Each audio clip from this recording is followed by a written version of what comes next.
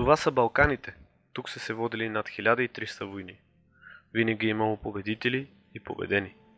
Винаги е имало различни народи с различни религии. Но въпреки всичко, мирът днес е крехък. Толкова крехък, че може да се чупи само за един миг. През всичките тези векове, войните са направили балканските народи силни и затова Европа и до днес не ни обича толкова. Толкова много битки и войни имало тук, че земята мирише на кръв, пропиляна заради интересите на лидерите. Но днес поглеждаме с неохота назад във времето и откриваме колко храбри и жестоки войни имало тук на Балканите. Всички сме царе или пешки, е казал Наполеон Бонапарт. Всички войни са защитавали идеалите на своите лидери, но дали са защитавали своите? Когато била обсъдена Троя, Омир казал: младите мъже умират, а старите говорят. Днешното модерно общество е забравило за един конфликт тук на Балканите, който до днес сява ужас в сърцата на хората. Преди близо 40 години властващите комунисти в тогавашната Народна република България решили да изгонят едни българи за сметка на други. Те решили да премахнат етносите, като ги отарят там, където най-боли – в идентичността. Днес има демокрация и това дали се казваш Иван, Хасан или Бил не е от голямо значение. Оказа се, че моят състудент Ахмед при случайен разговор за неговото семейство е част от така наречения българо-мохамедански етнос, които толкова много приличат на истинските турци. Момчето не знаеше за този така наречен възродителен процес, както и аз, и решихме заедно да се поровим в библиотеките и в старите прашни книги и старите вестникарски издания от комунистическо време и да открием къде бил проблема.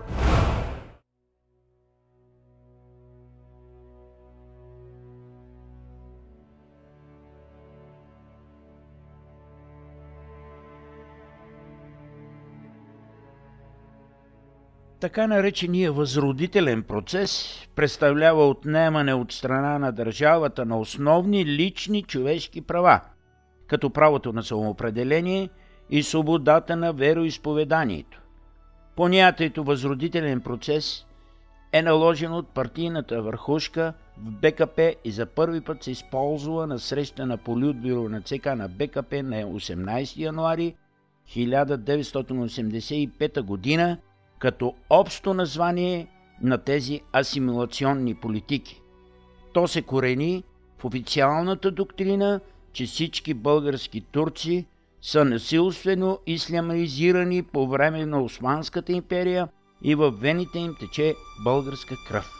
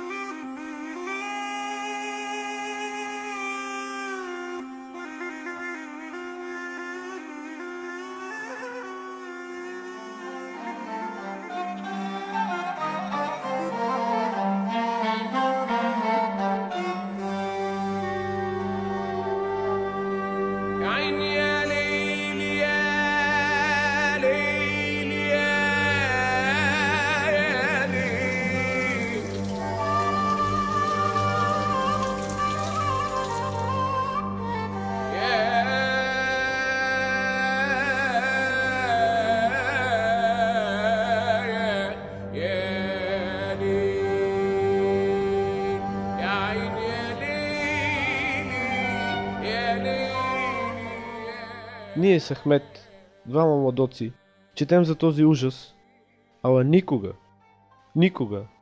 дори не можем да си го представим. Решихме да попитаме дядо му на име Исмаил. Живееш в селото Брезница, Гоце Делчевско. Той да ни разкаже как е преживял ужаса от всичко това и как преминал заедно с целия си дом. А жените ли има събутра в шамарето? Това не е обо, така ли? Не е обо, така да са. كان عنده حنية جبر بخاطري وخدني عالسكة لحبيبي وكان نصيبي أشوف الحلو بعناية.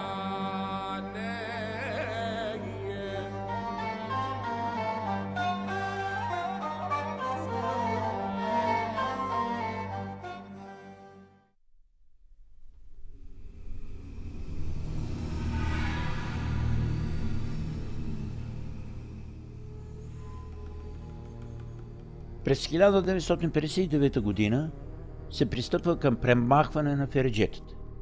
Първите опити за насилствено премахване на традиционното мюсюлманско облекло са от 1958 година.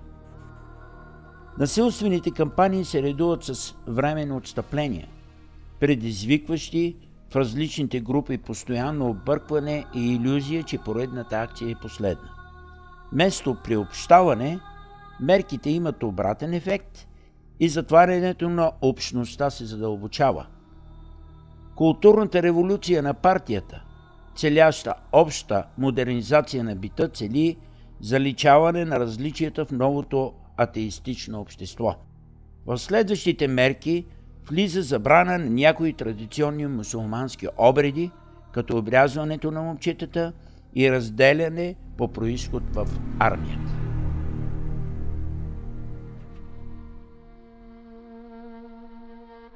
58 отидох в казармата, 59-та година се оженил. Оженил се за моята съпруга. До това служа в София служах и дойде на полагаема и се оженил. Получи едно писмо от баща ми: Исмаиле, зорятна за дрехите.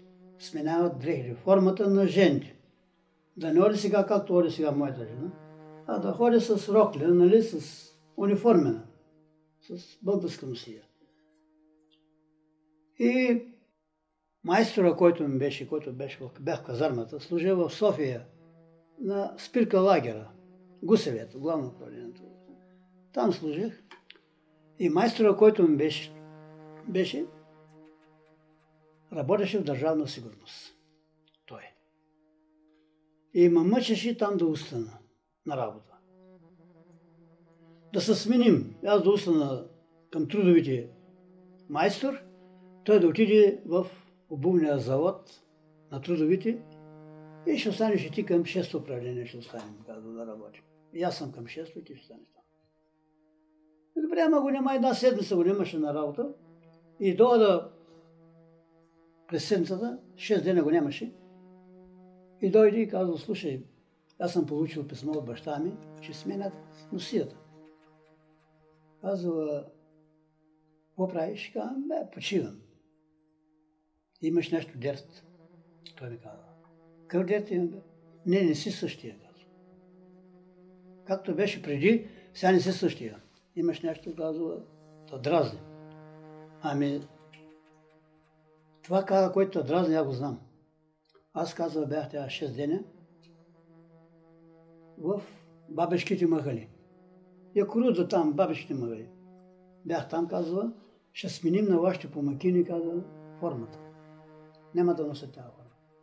Пише на баща ти, казва, да купи на булката, казва, на тази помакина, да й купи, казва, рокля, такива работи, казва, защото ще изтрепим, казва, обаче сменим носията.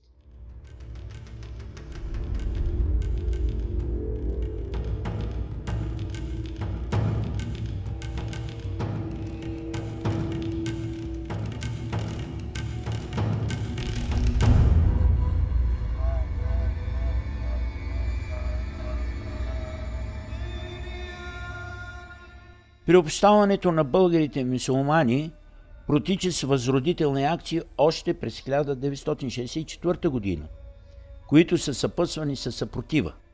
Така е тази в село Брезница. Вълненията там забавят кампанията за смяна на имената с 7-8 години. Участниците в тази възродителна акция, като Пенчо Копадински, Кръстю Тричков и Петър Диогеров, бързо се издигат в партийно-държавната иерархия и стават неразделна част от Живковия политически кръг чак до края на управлението му. На 64-та година, на 25-ти, 25 март, точно 25 март, вечерта чукаше барабан тук по село. Чука барабана, утре всяк да излезе с ново име. И на утрето блокира селото. Тук беше блокирано селото, Разложкото поделение, Симитлийското поделение, полковето и Гоцелчев. Почнаха да гонят по селото, нали, хора се криеха нагоре-надолу, нали, по гората почна да бягат. Това продължаваше до 1 април. И се обаждат вече в Министерството. Тодор Живков. А беше заместник министър на външните работи, на МВР-то, на вътрешните работи, Иван Бачваров. И идва с един реактивен самолет, идва на летището, Гоцелчев, има летище. Качва един джип, МВР-то качват, и той казва, свобода ви нося. Това е на 1 април вече. Идва и казва да се върнат имената.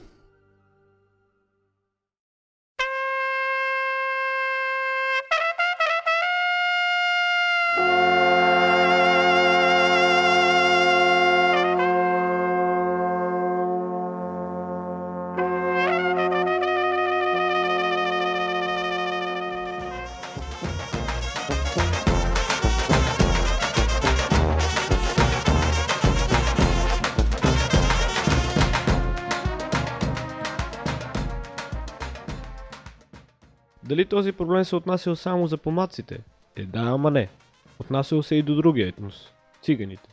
Тези цигани, които днес са символ на всичко лошо и мръсно в нашата страна. Реших да се прибера вкъщи и да се срещна с Чичо Цане, или някога казващия се Раслан, и да чуя неговата история.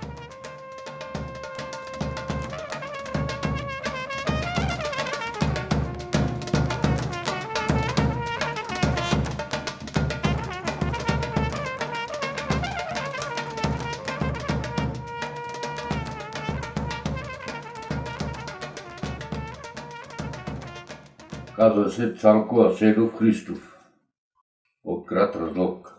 Радва съм на 6.6.1950 година. А в тази къща съм от 73-та година.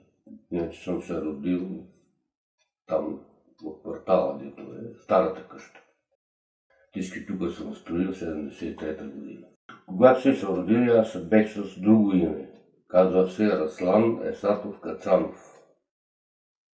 Учих с това име, 73-4 година, точно мога да се сета, ми смениха името по един начин, те караха повече с насила.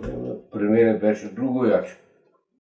Работех тракторист в Българска Роза с 80 лева месечна заплата, имах едно дете, жене, и началникът ми вика: викаме ти Цане, а по документ се водиш, вика, Раслан.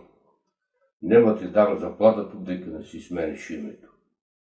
Викам, началник, не си излага, бе, как може да му успееш, детето ще и чиете, жена ми. Не знам, давам ти 3 дена срок, да си смениш името, да си Цанко, нема си Раслан по документ, че си Цанко. Време аз този въпрос не мога да го реша, само трябва да ида да видя миджето ми или чичо ми. Сме турски цигани. Отивам при миджето и към мидже така и така, началнико не ми дава заплатата, дека не си сменя името. Понеже всеки ми вика нагалено Цане, аз съм по документа Раслан, на тебе си съм кръстен. И виж, викам всеко да прави. Внук, какво ще прави? Щом ти, че станеш Цанко, иска и я искал на сел, и я, че стана Цанко, и така, и цялата фамилия ти смени имената. На майка Леве, що е такова работата. Писах се и така, и станах Цанко Асенов Христов. От Раслан? От Раслан на Цанко Асенов Христов. И до сега сме с това име. Помня баща ми, го беха вигнали по линия като запас нагоре по Бунцева мала, Бабек, тия села, където има помаци, така им викам българо-каланите, да си сменяват името. Баща ми го нема 3 дена и кога се върна, взе да ни разправя какво са правили войската, милицията нагоре, то да настръхне човек. Стара жена на 80 години, името ѝ е Джуна, се тя става Адонка. Тя не иска, нема не искаш. Бой, по-младите побегнали по гората, гонили са ги, стрелели са.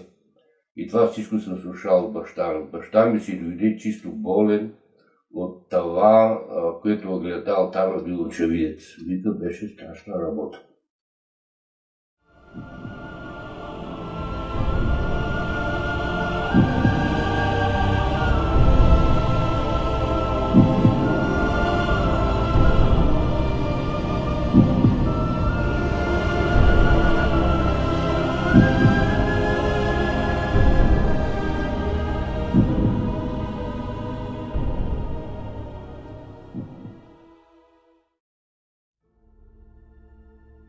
Районите с български мюсюлмани са променени значително през 60-те и 70-те години. В периода 1970-74 година управлението на Живков предприема следващата кампания по промяната на имената на помаците. Акциите са придружени с ексцесии и съпротива от страна на населението. Стига се до жертви, а на онези, които оказват най-яростна съпротива, са раздадени тежки присъди. Въпреки че в резултат на сключената през 1968 година двустранна спогодба с Турция третираша разделеното семейство, около 115 000 напускат, заминават в южната съседка в началото на 80-те години. Демографските резултати тревожат Живков. Турците отново са над 9% от населението на страната.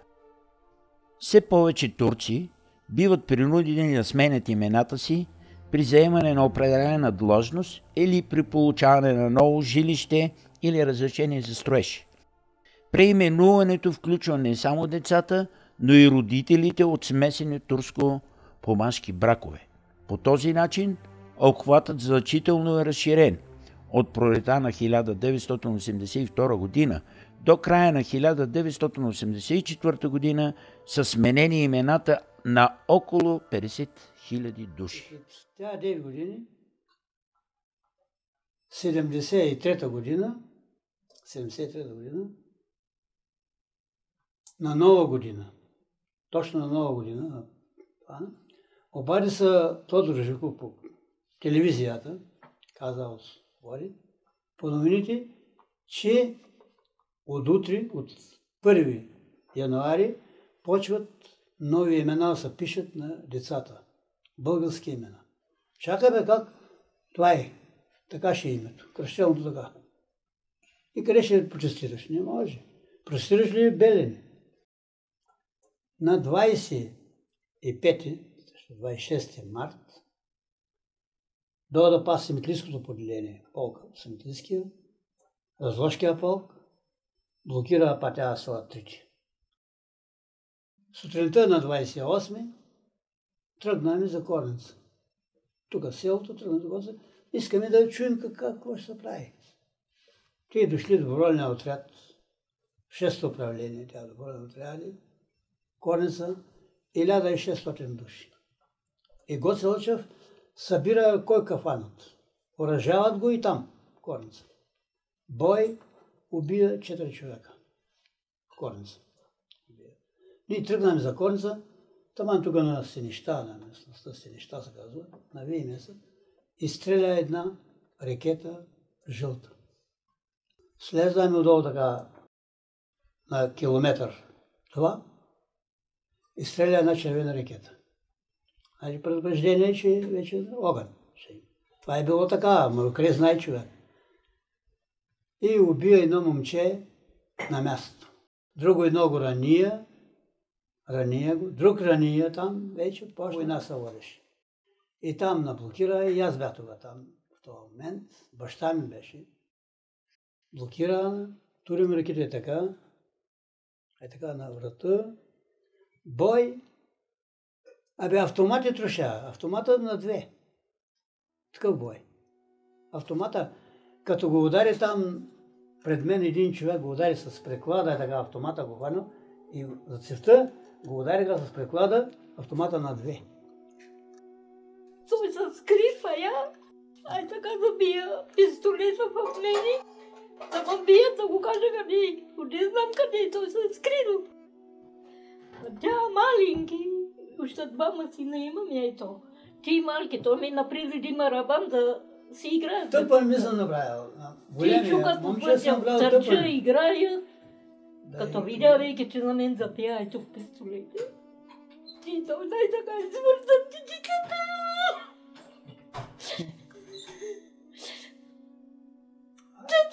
Това заминавайки, тогава той дойде моя баща дома. Къде той да се яви?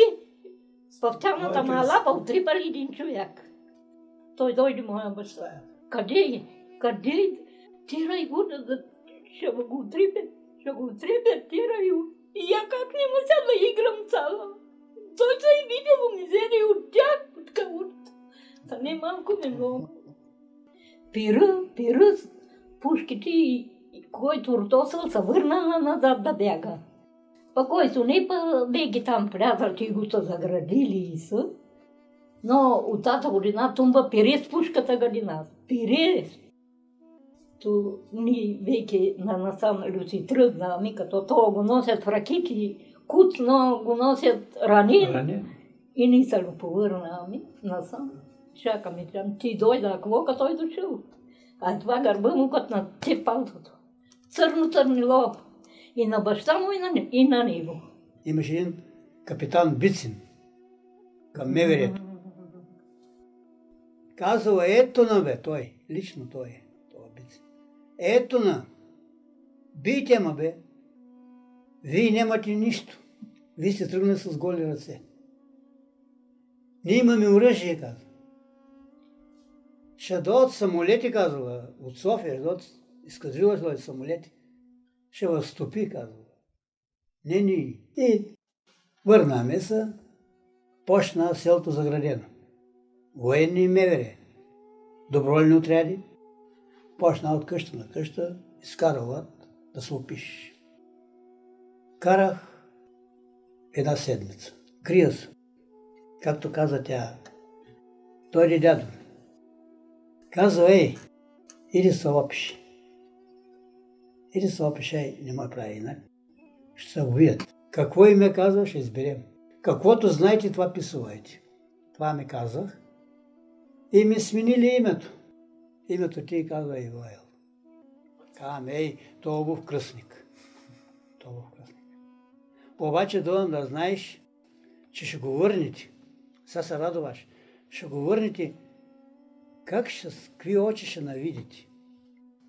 Нема минат 10-15 години. 20 максимум нема минат. Ще ни върнете минат. Кой? Ти ще говориш тези приказки. Ти къв си.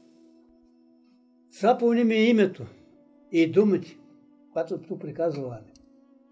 Ще дойде време, ще ни върнете, ще бъде срам да навидите. Но къде сте тръгнали, това ще ви се разтури тази работа. Има една поговорка стара така. Настанали пилци, поябали квачка. Решихме с Ахмед да проверим дали и други хора в сърцето на Пирина, в град Разлог, са имали проблем с смяната на имената. Отидохме при моята леля, на моя баща, която носи името Нели, но някога се е казала Найла. Аз се казвам Неделя Кръстева Райчева.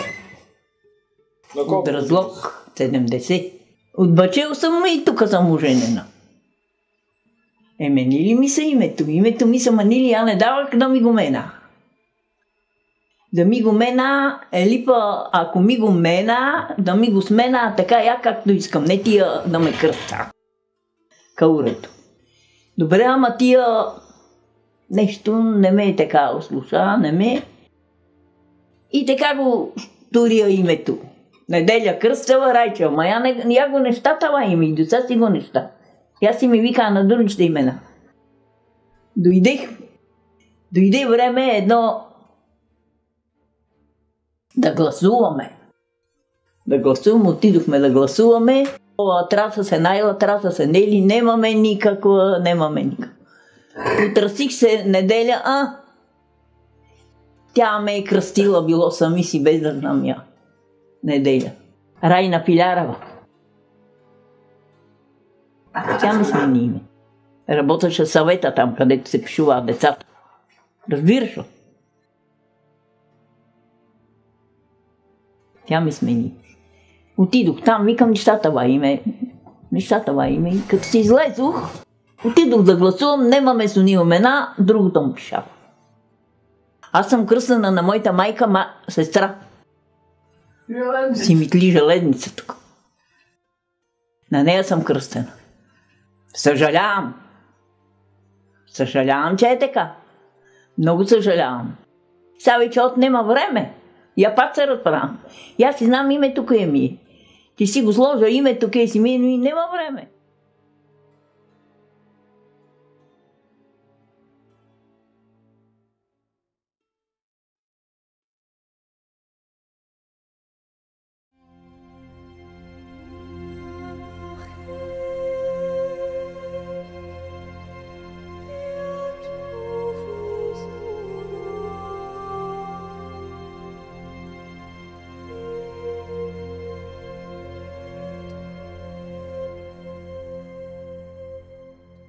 На 13 ноември 1988 година е учредена Демократичната лига за защита на правата на човека в България с председател Мустафа Юмер и секретари Сабри Искендер и Али Орманла.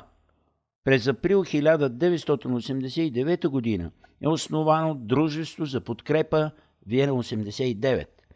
Исканията на тези организации и техните членове за гарантиране на малцинствените права в България получават гласност, основно чрез изявления западните радиостанции като Свободна Европа, Deutsche Welle и BBC.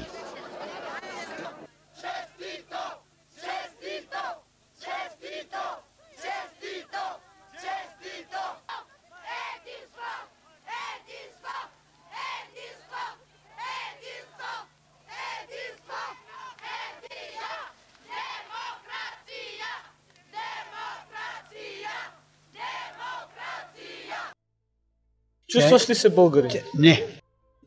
Не се чувстваш? Не. И аз съм циганка, че се чувствам българка. Че сме цигани.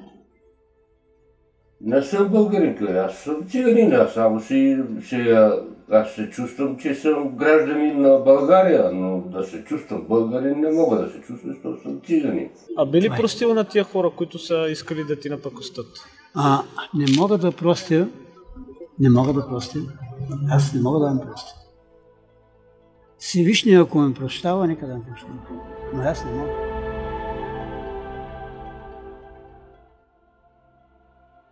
И сякаш всички тези герои не си спомнят често за тези моменти, заради ужаса, причинени им от комунистическата партия. А в Гоцеделческото село си го припомнят всяка година. На 28 декември селото Брезница празнува за това, че са си върнали мюсюлманските имена, но това го помнят само старите. А за нас са джамиите, това е просто поредния повод да пинем и да хапнем. И в крайна сметка има значение дали се казваш Иван, Хасан или Бил.